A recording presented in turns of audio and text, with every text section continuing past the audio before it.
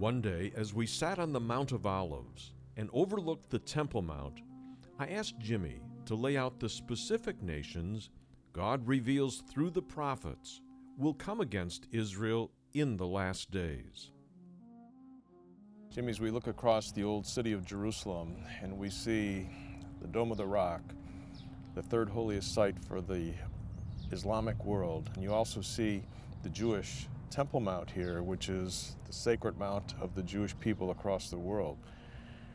We see two opposing opinions, and it talks about the battle for Jerusalem. And I want to ask the question, and people want to know, what are the nations that are mentioned in the Bible, in prophecy, that will have a role in the end time scenario of what happens here in Israel? You know, John, that Dome of the Rock speaks to that group of nations, that alignment that will come against Israel, because that is a Muslim building. It's a commemorative building that Omar, one of the Muslim leaders, built there on the Temple Mount in 691 AD. But the Islamic world is what is going to basically come together, align themselves to try to destroy the Jewish state, with one exception. Russia is mentioned in the book of Ezekiel chapter 38. Here in the book of Ezekiel chapter 38, which would be the main focus in Bible prophecy, other sections of the Bible we'll look at, but in Ezekiel 38, it talks here in verse 2 about Magog. Gog in the land of Magog. Now, Gog would be the person, Magog would be the particular state that it's talking about. And according to biblical geography, Magog would have been that land mass north of the Caspian and Black Sea, which is Russia today.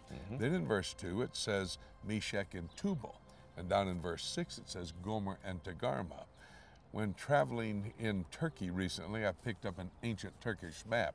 And in biblical times, Turkey was actually divided into four parts: Meshech, Tubal, Gomer, and Togarmah. So we're now talking about Russia and Turkey. There in verse 5, it says Persia. Until 1936, there were three nations we know today that were known as Persia. Those three nations are Afghanistan, Pakistan, and Iran. And then you continue on in verse 5, Ethiopia, or Cush in some translations. That would be Ethiopia, Somalia, Sudan. And then in verse 5 again, it says here in my Bible, Libya, or maybe in another translation, Put. Well, that's modern-day Libya, Colonel Gaddafi. You have to coordinate this with Daniel chapter 11, verses 40 to 45. It talks about the king of the north. Earlier in chapter 11, you find out that is what we know as Syria today. And the king of the south would be Egypt today. And then going over into the book of Psalm, you go over the book of Psalms chapter 83, and it talks in Psalm 83 about a list of nations. It mentions here the Ishmaelites. Well, that's modern-day Saudi Arabia. And then in verse 5, it talks about Tyre. That's modern-day Lebanon. So we're now seeing a list of Arab nations, with the exception of Russia, who will form this coalition to come against Israel in the last days.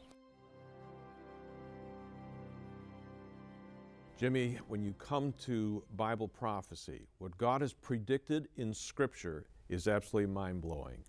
If people will just read it, it is so clear-cut, it is so straightforward, it jumps off the page and bites you in the foot. It's unbelievable. What God says is going to happen up ahead, the alignment of the nations that are going to come against Israel. We're seeing it, we're witnessing it in the papers every day right now. Explain a little further. This alignment of nations will come against the nation of Israel and try to destroy the Jewish state of Israel. Ahmadinejad made the statement, Israel must be wiped off the face of the earth.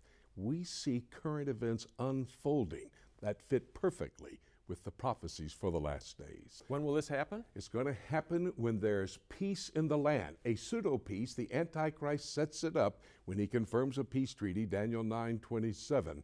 When they're dwelling safely in the land, it says in Ezekiel 38:8, when they're living in unwalled villages. In other words, that's a military term. They've laid down their weapons. Then these nations, this alignment of nations, comes to destroy the Jewish state.